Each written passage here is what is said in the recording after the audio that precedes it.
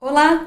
Como nós vimos na última aula, a trajetória da pessoa com deficiência e seu empoderamento, desta aula nós vamos ver da mesma forma a trajetória da política pública em nosso país, fazendo um recorte de 1930 para cá. Então, em todos os países, sociedades, em geral, a política pública ela nasce em terreno conflituoso. E não foi diferente aqui no Brasil. Em 1930, o liberalismo imperava em nossa sociedade.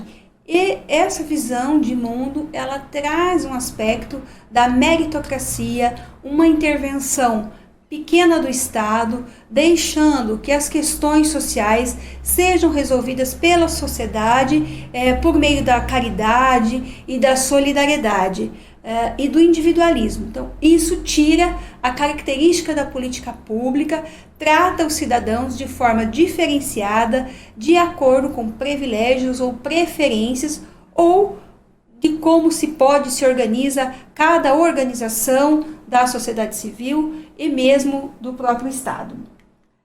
Então, a política pública, nesse sentido, por esse viés, ela é mais um paliativo, atende ao mínimo social para a sobrevivência da pessoa, e em especial as crianças, idosos e pessoas com deficiência, nesse sentido, são vistas como pessoas improdutivas para a sociedade.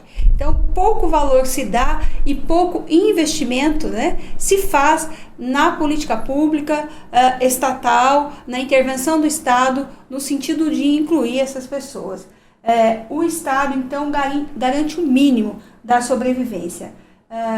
Na visão dos liberais, então, o que impera é o papel da sociedade para que ela atenda a essas questões sociais, predominando, então, o assistencialismo e a caridade. Como nós vimos nas aulas anteriores, a Constituição de 1988, ela vem mudar essa perspectiva, trazendo o cidadão brasileiro, trazendo todos os brasileiros com o status de cidadão brasileiro, que todos somos iguais perante a lei. Então, a todos nós é assegurado o mesmo direito. Em especial, o artigo 203 da Constituição Federal, ela traz então, a assistência social enquanto política pública, que foi o que nós vimos na aula passada.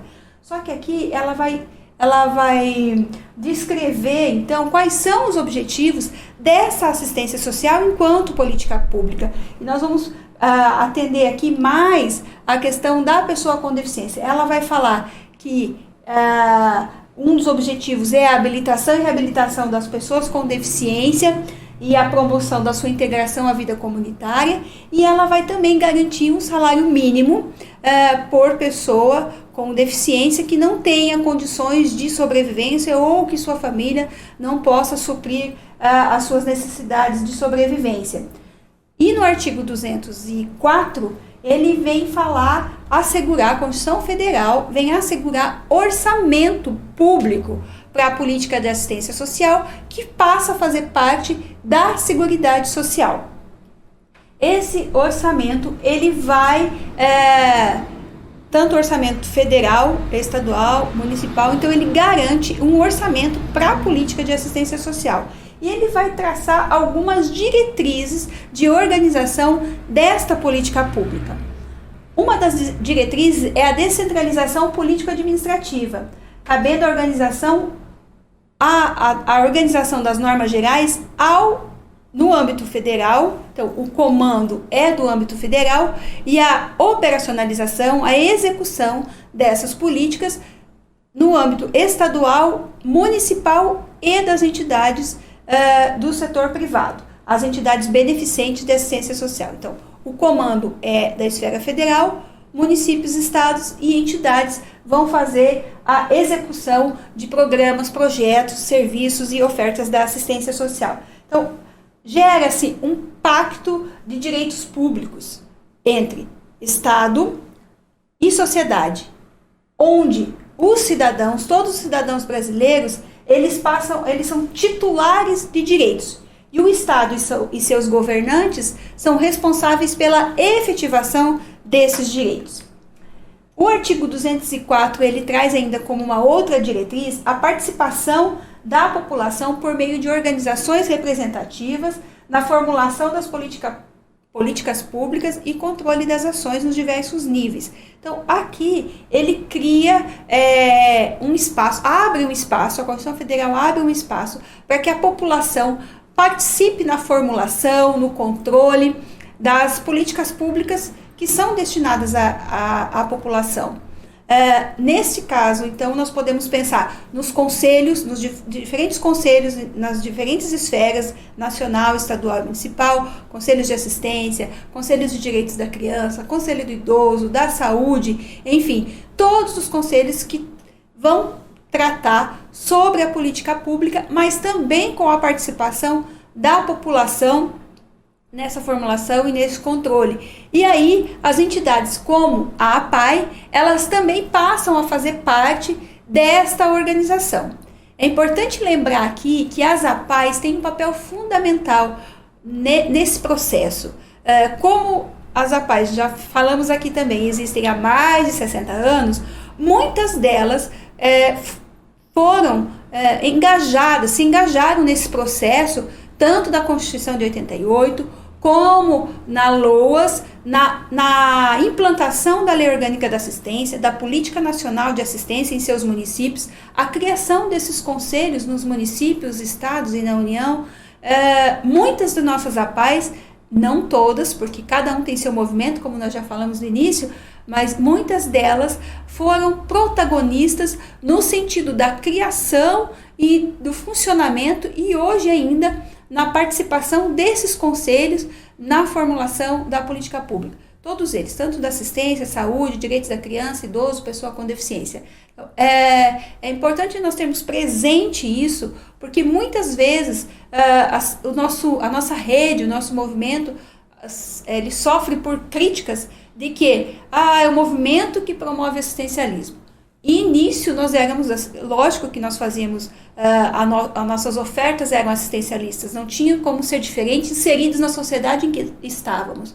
Agora, a partir de 88, antes ainda, participando desse protagonismo, e depois em 93 com a LOAS, e agora nesses anos todos, sim, fazendo o protagonismo, pais, voluntários, profissionais e amigos engajados na causa, na defesa e na efetivação desses direitos. Então, o movimento, a nossa rede apaiana, ela participa na implantação e na implementação dessa diretriz da Constituição Federal também. E é importante lembrarmos que, então, esses artigos, o 203 e o 204, deles é que nasce, então, a Lei Orgânica da Assistência Social, ou seja, a Lei Orgânica da Assistência Social vem regulamentar esses dois artigos, o 203 e o 204. A Lei Orgânica da Assistência Social, a LOAS, aprovada em 1993, ela vem falar, então, especificar o que é a assistência social a partir daí. Ela vem trazer esse novo desenho. Então, a nossa política começa a ser desenhada em 1988 e em 93 esse desenho ele cria uma forma e depois, a partir daí, com a existência dos conselhos, Conselho Nacional, os conselhos estaduais e municipais, ela passa a criar um corpo, a ter um desenho, a uma definição de serviços e de normativas que continua sendo construída. Então, a nossa política, ela ainda não está, esse desenho não está acabado, ele está sendo construído. E em 93, então, no artigo 1º, ela vem falar que a assistência social é direito do cidadão e dever do Estado. Então, vamos romper com aquela questão de que a sociedade civil, a caridade, a gente vai fazer como dá, faz o mínimo. Não, agora é um direito de todos os cidadãos. É uma política que não precisa de contribuição, as pessoas não precisam contribuir para ter acesso a essa política. E ela vai prover os mínimos sociais, realizada através de um conjunto integrado de ações da iniciativa pública e da sociedade, para garantir o atendimento às necessidades básicas. Então, é esse pacto da sociedade civil organizada com o Estado. Então, juntos, nós vamos atender aos mínimos, vamos promover essa inclusão social. Então, a sociedade civil que está colocada aqui, a sociedade, essa iniciativa da sociedade, estamos nós, a nossa rede, a PAI. A assistência social, ela traz alguns princípios. É importante termos também internalizados esses princípios, que é o a supremacia no atendimento às necessidades sociais. Então, a partir desse momento, a assistência social ela não é só direcionada àquelas pessoas que têm uma rentabilidade econômica baixa, mas sim a questões sociais, a situações de vulnerabilidade que vão para além da situação econômica do cidadão. Seja situações que lhe deixam em desvantagem, seja uma deficiência, seja o seu ciclo de vida, idoso ou criança, seja o desemprego, seja a dependência química, a restrição de liberdade, enfim, o que lhe colocar em desvantagem, ele pode ser usuário dessa política. A universalização dos direitos sociais. Então, esse princípio, ele vem trazer, ele faz com que a assistência social, ela busque a cobertura de todas as outras políticas para todos os cidadãos. Então, ela serve como, olha, vamos trazer o acesso para esse cidadão, não só a política de assistência, mas todas as outras políticas, como educação e saúde. O respeito à dignidade do cidadão, a sua autonomia, a qualidade dos serviços. Então, não é porque eu estou destinando uma assistência social que eu vou fazer de qualquer forma ou vou fazer do jeito que eu, entidade, que eu, gestor público, quero. Não, eu preciso ouvir o destinatário da política, eu preciso respeitar a sua individualidade, os seus hábitos, os seus costumes, a sua cultura. Então, é importante que nós tenhamos em mente essa autonomia, essa qualidade dos serviços e, sobretudo, o direito à convivência familiar e comunitária. Então, contrariando as práticas antigas de que, para resolver a situação, se institucionalizava a criança e adolescente que viviam na rua, a criança e adolescente carente economicamente, a criança e adolescente negros, então, contrariando essa lógica. Então, a Lei Orgânica da Assistência vem falar, olha, esse cidadão tem direito à convivência familiar. Então, não é a sua situação de vulnerabilidade não determina que ele seja retirado de sua família. A sua situação de vulnerabilidade deve ser atendida e promovida. Então, eu preciso atender as necessidades dessa família para que ela consiga cuidar de seus membros. A igualdade dos direitos e acesso. Então, todas as pessoas, independente do território em que estão residindo, independente de qualquer outra situação, tem acesso à igualdade dos direitos.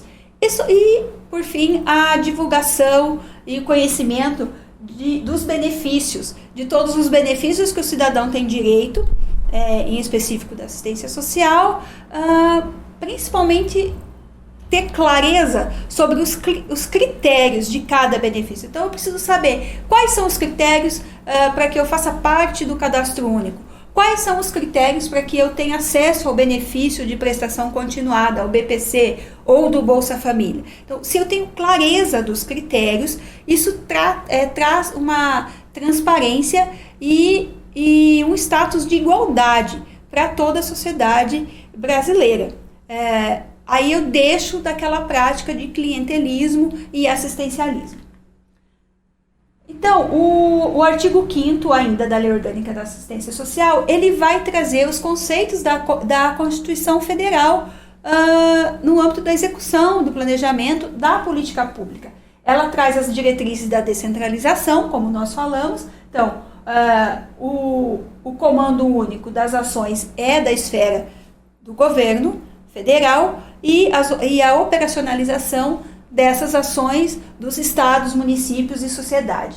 A participação popular, como nós vimos, através dos espaços de representação, de controle social, e a primazia na responsabilidade do Estado na condução da política de assistência social. Então, agora, a primazia deixa então de ser da sociedade, mas é do Estado. Ele é o principal responsável pela formulação, pela execução, pelo financiamento desta política direcionada ao cidadão brasileiro. Como objetivo ainda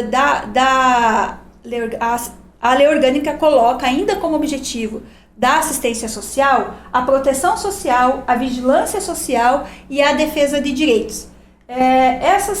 Esses objetivos, eles vão trazer vários aspectos diferentes que vão se traduzir em serviços, programas e projetos, tanto pelos órgãos gestores públicos, quanto para as entidades que ofertam essas ações. Então, a proteção social, ela visa a garantia da vida, a redução de danos, a prevenção do avanço das vulnerabilidades.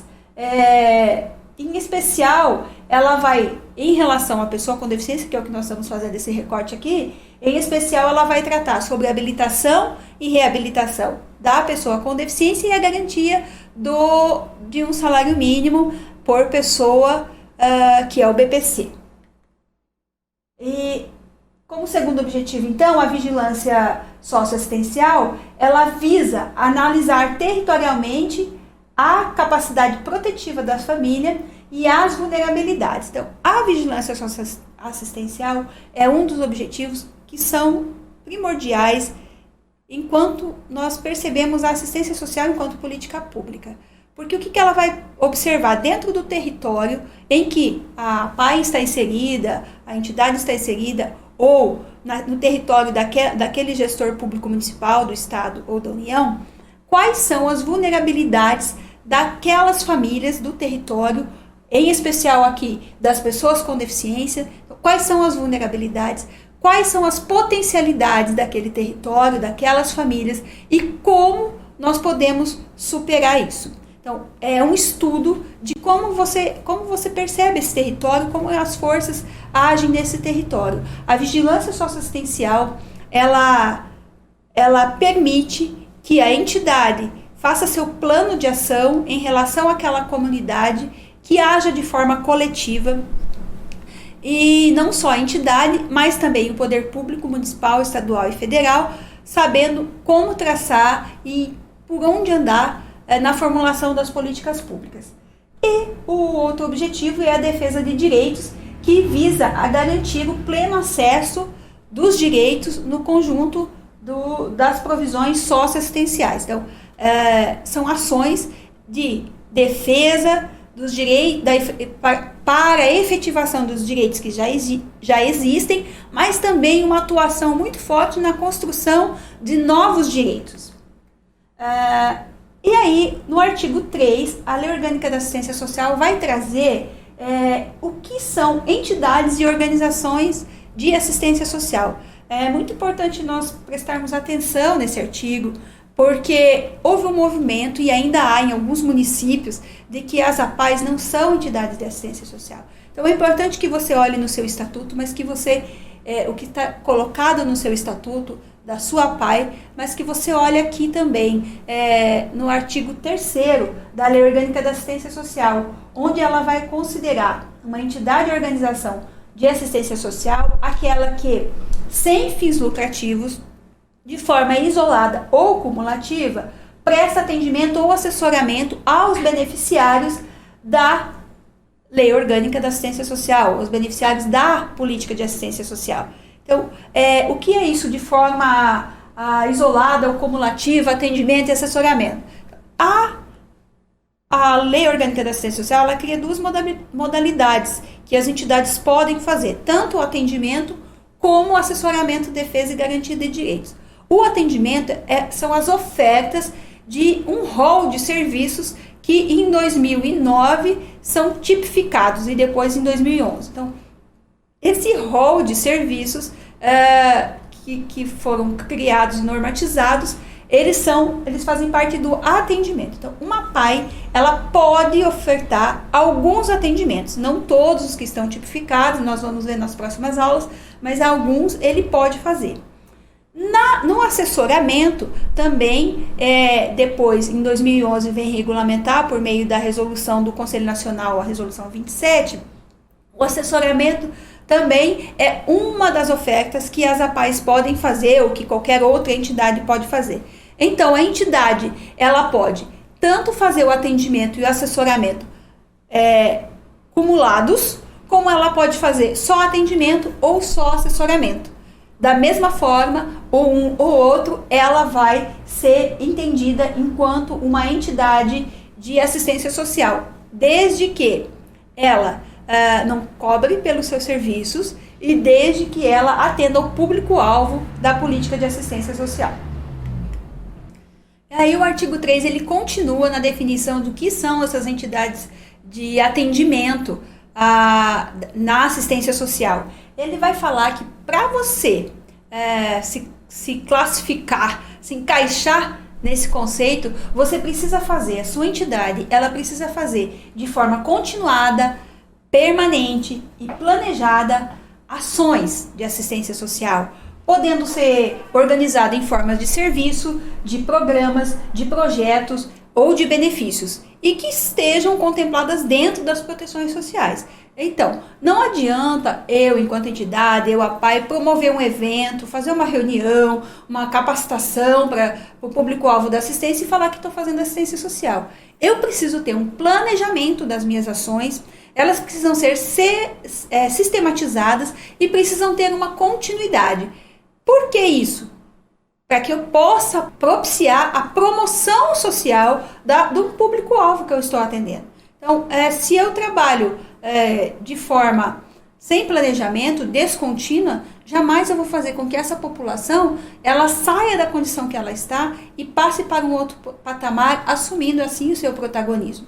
É muito importante, então, que cada APAE, que cada entidade, que aqui nós estamos falando especificamente das nossas entidades, na LOAS, logicamente, que ela vai falar sobre todas, mas aqui estamos falando com a nossa rede. Então, importante que nós tenhamos nosso plano de ação.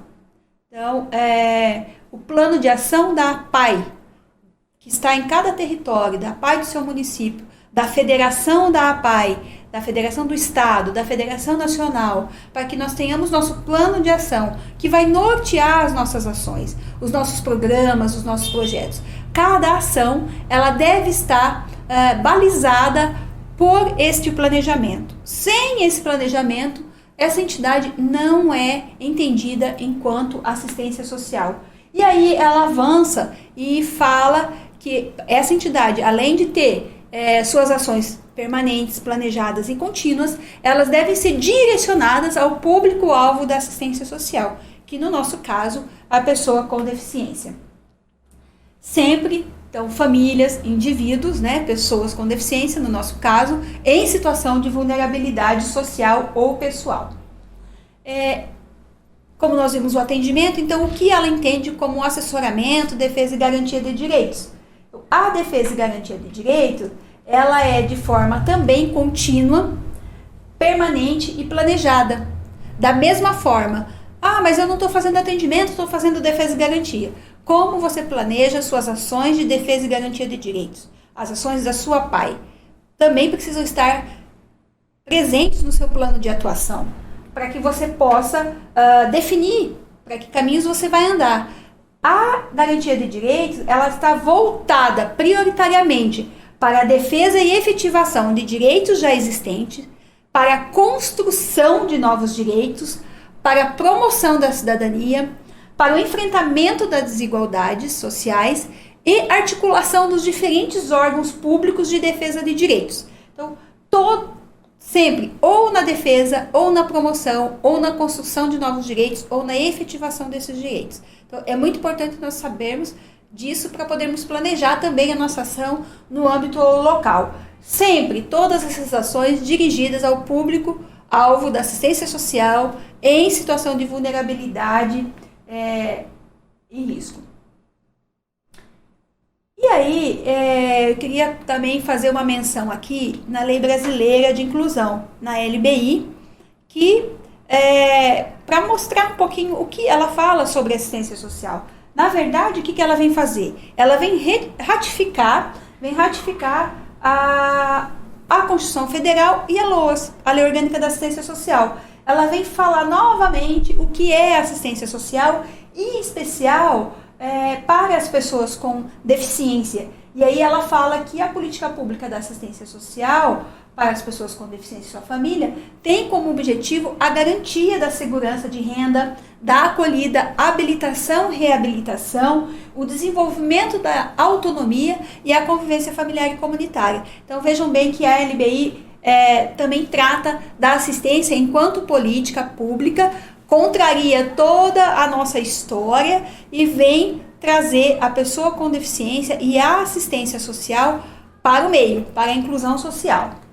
A LBI, ela fala também que a assistência social, da mesma forma como a LOAS e a Constituição Federal, que a assistência social é um conjunto articulado de serviços entre as proteções sociais básicas e especial, ofertados pelo Sistema Único de Assistência Social, garantindo o enfrentamento das situações de vulnerabilidade e de exclusão social. Pautadas nessas normas legais que vimos, Constituição Federal, Lei Orgânica da Assistência Social, LBI, convenções, é que se estabelecem as regulamentações para o desenvolvimento dessas ofertas socioassistenciais dentro das nossas entidades. E é isso que nós vamos ver na próxima aula.